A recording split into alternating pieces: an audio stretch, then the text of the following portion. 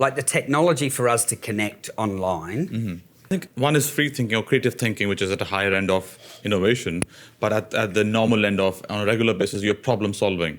And there's a problem within the organization, you're solving those problems on a regular basis. Yeah. What do you think problem solving, working from home and then coming back to work, Yep. which is more effective? Is problem solving a contact sport? Contact sport. Yes, but a light Can touch. you solve problems? A light touch contact sport. Can you solve problems similarly in two situations, working from home versus back at work? Yeah, so I'm a big believer in like the technology for us to connect online.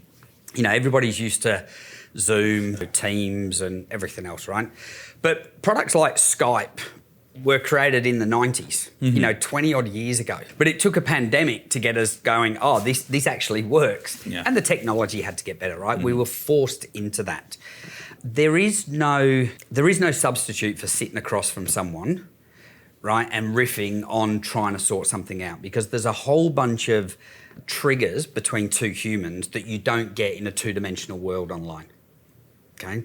And I don't know if you remember back, but when the pandemic happened and everybody moved online, apart from the fact we were sitting consuming stuff on Zoom all the time, people were tired.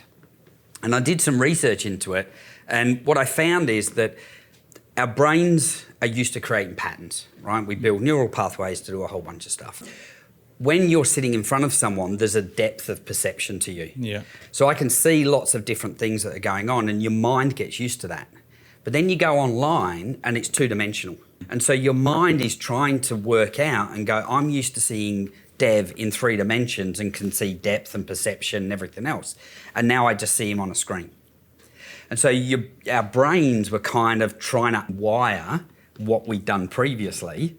And when we try and unwire that, we get tighter because we use more energy. And so all of a sudden we're kind of sitting there going, shit, hang on a minute, this is hard.